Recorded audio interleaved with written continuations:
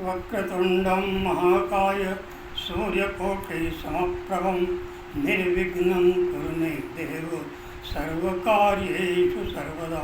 श्रीमन्महागणाधिपतये नमः। ओम श्री विद्यादाता सरस्वती माता नमो नमः। श्री कुलस्वामिनी धनदायी माता नमो नमः। श्री स्वामी समर्थ महाराज की जय। कृष्णाय वासुदेवाय हरये परमात्मने प्रणतक्लेशनाशाय गोविंदाय नमो नमः। अत श्री गोपाल कृष्ण भगवान। सज्जनों, आजच्या या दुसरं पुष्प भागवताचं महत्त्व या विषयाचं हे दुसरं पुष्प भगवान गोपाल कृष्णाच्या चरणी अर्पण करतो। संपूर्ण श्रोतू समाजाला वंदन करतो आणि शुकाचार्य आणि शुकशास्त्र म्हणजे भागवत यालाही वंदन करतो। आजच्या या महत्त्वपूर्ण व्हिडिओमध्ये आपल्याला थोडंसं सगळ्या बाजूने विचार करून काम करावं लागणार आहे। सर्वप्रथम शुकाचार्यांनी नैमिष्य अरण्यामध्ये परीक्षित राजाला भागवत सांगायला सुरुवात केली होती आणि ह्या भागवताच्या अनुषंगाने जवळजवळ 88,000 ऋषीमुनी त्या ठिकाणी जमलेले होते आणि ते जेव्हा या देवदेवतांनी ऐकलं समजलं तेव्हा या देवदेवतासुद्धा त्या ठिकाणी गेलेल्या होत्या। परंतु त्यांना पूर्ण खात्री पण होती की आपल्याला कदाचित या ठिकाणी प्रवेश मिळतो नाही मिळत, म्हणून ज्या नारायणाने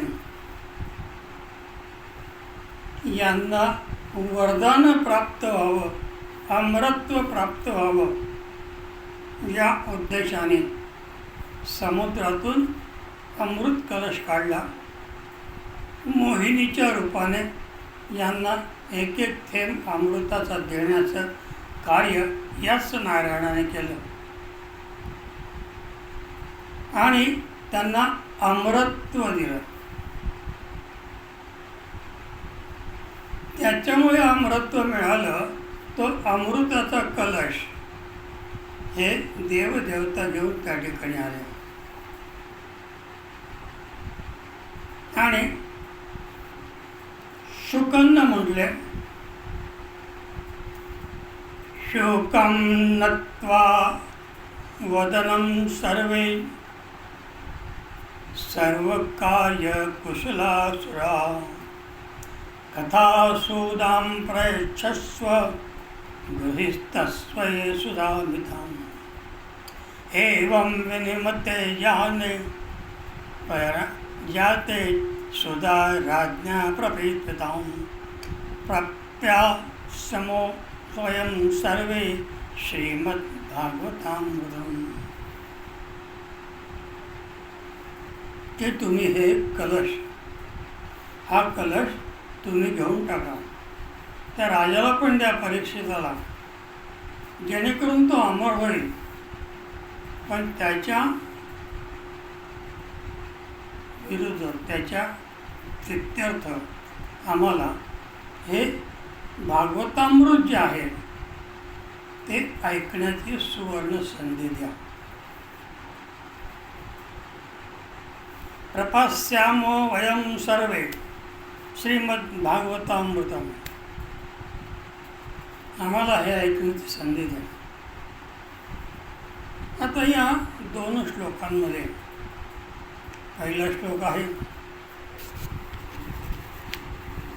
शोकं नत्वा वदन् सर्वे स्वकार्यकुशलासुराः कथासुधा प्रयश्चस्व गृहीत्वैचं सुधामितिम् एवं विनिमते ज्ञाते सुधाराज्ञा प्रविश्यां प्रपास्यामो वयं सर्वे श्रीमद्भागवतामृतम्.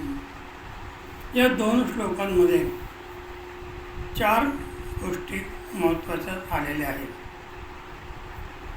एक म्हणजे अमृतत्व प्राप्त झालेल्या देवता.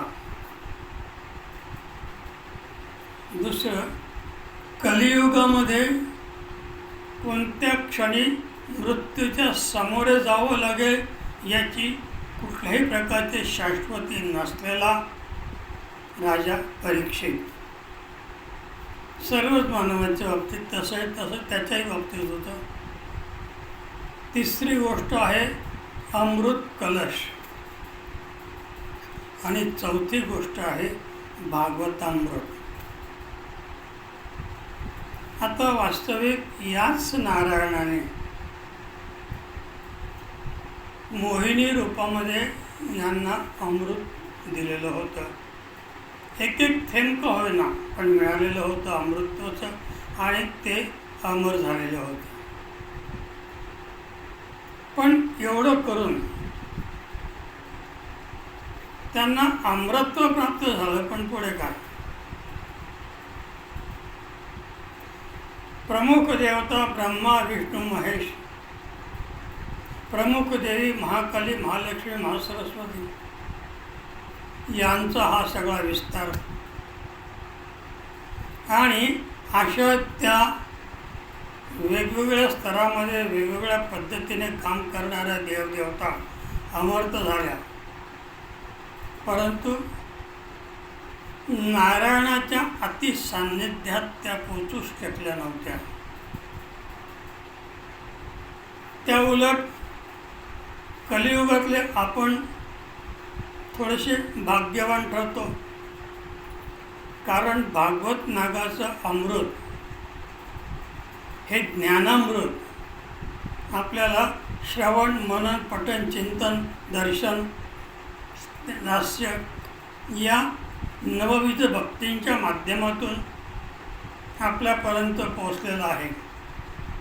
आणि याचं वैशिष्ट्य म्हणजे नश्वर आहे. कलशातलं अमृत संपल्यानंतर त्या कलशाचा उपयोग शून्य आहे, परंतु या ज्ञानामृताचं तसं नाही आहे. हे जेवढं जास्त वापरलं जाईल तेवढं त्याचं महत्त्व अधिकाधिक वाढत जातं. आणि त्यामुळे या ज्ञानामृताला भगवंताने स्वतःचं वाङ्मय मूर्तिरूप त्या ठिकाणी म्हटलेलं आहे. आणि अशा या भागवताच्या मध्ये राजा परीक्षिताला शुकदेवांनी जेव्हा हे भागवत सांगायला सुरुवात केली त्यावेळेस आपल्यालाही हे ज्ञानामृत मिळालं पाहिजे, कारण ज्ञानाशिवाय विश्वात किंमत नाही. अमरत्व मिळून फायदा नाही, कारण अमरत्व जर मिळवायचंच असेल तर नारायणाच्या सान्निध्यात जाणं गरजेचं आहे. आणि तेवढं करूनही पुण्याची गणना संपली की परत पृथ्वीवर जन्माला येणे आहे. अमृतत्व त्यांना मिळालं, परंतु ज्ञानामृत नाही मिळालं. आणि ते ज्ञानामृत मिळावं म्हणून ही सर्व मंडळी त्या शुकदेवांच्या समोर खाली मान घालून उभे होते. नत्वा वदनं सर्वे, नत्वा वदनं सर्वे, खाली मान घालून उभे होते. आणि स्वतःचं कार्य काढून घेण्यात कुशल असलेले हे देव त्या शुकांना ते सांगत होते की हे अमृत तुम्ही त्यांना द्या आणि त्याच्या प्रित्यर्थ आम्हाला हे ज्ञानामृत ऐकण्याची संधी द्या. असं हे ज्ञानामृत असलेला हा भागवत, जिथे प्रत्यक्ष देवांना सुद्धा त्याचा मोह निर्माण व्हावा, त्या मोहापाठी त्यांनी त्यांच्या हातातला अमृत कलशाला सुद्धा तुच्छ मानावं आणि ज्या मोहिनी रूपात नारायणाने हे त्यांना दिलं, त्या नारायणाच्या बाबतीत थोडासा आणखीन एक विचार मनामध्ये येतो. गुरु आपल्या शिष्यांना सर्व ज्ञान देतात. गुरु आपल्या शिष्यांना सर्व ज्ञान देतात, पण एक कडी अशी ठेवतात की जी कडी जोपर्यंत त्या शिष्यांना मिळत नाही तोपर्यंत ते सर्वांगाने ज्ञानी होत नाही. तीच अवस्था नारायणाची होती. नारायणाने अमृत कलश तर देऊन टाकला, ज्ञानामृत बाकी ठेवलं. मोहिनीच्या रूपात नारायणाचे अत्यंत श्रेष्ठ आणि अत्यंत जीवाला चटका लावून जाणारे 3 अवतार आहेत. एक म्हणजे मोहिनीच्या रूपात असं काही रूप धारण केलं होतं की हजारो राक्षस त्या ठिकाणी फक्त रूपालाच पाहत बसले होते. प्रत्यक्ष ते अमृताचा थेंब तोंडात टाकण्याची इच्छा कोणाला होतच नव्हती. राहू केतू पर्याय सोडून द्या. आणि त्यानंतर त्यांचा दुसरा अतिशय जिव्हाळ्याचा विषय असलेला द्रौपदी. या द्रौपदीच्या बाबतीत व्यंकटेश स्तोत्रामध्ये तर नारायणाने स्पष्टच सांगितलेलं आहे की या द्रौपदीसाठी मला द्रौपदीचंच स्वरूप घ्यावं लागलं. असंख्य ऋषीमुनींना रात्री 12 वाजता जेवण द्यायचं होतं. कौरवांनी पाठवलेले ऋषीमुनी होते आणि त्यांच्या त्या अवतारातून त्यांनी जर द्रौपदीला ओळखलं तर सूर्योदयाच्या आत 9 मिनिटं आधी ती जर ओळखली गेली तर 5ही पांडवांना पुन्हा 14 वर्ष वनवास आणि 1 वर्ष अज्ञातवास नशिबात येणार होता. म्हणून मायेची करुणी द्रौपदी सती अन्न पुरविले मध्यरात्री ऋषीश्वरांच्या बैसल्या पंक्ती तृप्त केल्या क्षणमात्र. मायेची द्रौपदी झाली, स्वतः द्रौपदी झाली, स्वतःच अन्न शिजवलं, स्वतःच वाढलं आणि ऋषींना तृप्त केलं. पुढची महत्त्वाची गोष्ट आहे, ज्या कामासाठी ते ऋषी आले होते ते कामच विसरून गेले. मग ती गुंग झाली. ऋषी आले तसे निघून गेले. त्यानंतर त्यांचा तिसरा अवतार स्वामी चरित्रात त्याचं वर्णन आपल्याला मिळतं. बाळाप्पाला त्याच्या कुलस्वामिनीचं दर्शन दिलं आणि त्या कुलस्वामिनीचं दर्शन, ते रूप, कानात बाळ्या आहेत, नाकात नथ आहे, हिरवी साडी नेसली आहे, हातातला त्रिशूल त्या अष्टदुर्गेसारखा आहे, अष्टभुजेसारखा आहे, कपाळावर मोठा टिळा आहे. अतिशय मोहिनीचं रूप दिलेलं आहे. त्या फोटोकडे जर एक नजरेने बघितलं तर निश्चितच आपल्याला त्या रूपाचा मोह पडतो.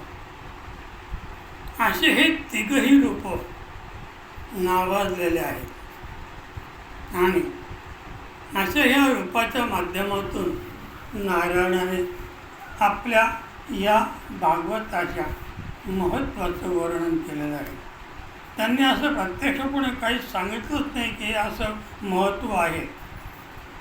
वेगवेगळ्या रूपाने, वेगवेगळ्या पद्धतीने, वेगवेगळ्या परिस्थितीमध्ये त्यांनी श्लोकाच्या माध्यमातून ते महत्त्व पटवलेलं आहे. समजून घेण्याचं काम आपलं आहे आणि जोपर्यंत आपल्याला हे समजत नाही तोपर्यंत त्या श्लोकाचा अर्थच काय, मतितार्थ आणि भावार्थ कधी समजणारच नाही. आणि म्हणून या कलियुगामध्ये मानव त्या मानाने खूप भाग्यवान आहे की त्याला कमी आयुष्य आहे, कमी संख्येने परमेश्वराची आराधना, तप, जप, तप, ध्यान करण्याची संधी आहे. आणि हे करत असताना भागवतासारखं ज्ञानामृत सदैवपणे त्याच्या समोर आहे. आणि याच्या विरोधात अमृत कलश घेऊन अमर झालेल्यांना स्वर्गामध्ये स्थान आहे, ते श्रेष्ठ आहेत. परंतु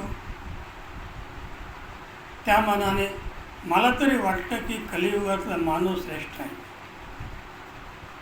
स्वतःच्या दुःखाला स्वतःच्याच मदतीने, स्वतःच्याच सान्निध्याने तो त्याच्यावर मात करण्याचा प्रयत्न करतो आहे. आणि ते प्रयत्न आणि ते मात करण्याची शक्ती त्याला या भगवताच्या ज्ञानामृतातून मिळते आहे. आणि हे सर्वात महत्त्वाचं कार्य आहे. आणि म्हणून भागवताचं महत्त्व आणखीन वेगळ्या पद्धतीने काय सांगायचं, उद्याच्या दुसऱ्या श्लोकामध्ये आणखी माझ्याकडे जे होईल ते मी सांगेन. श्री स्वामी समर्थ.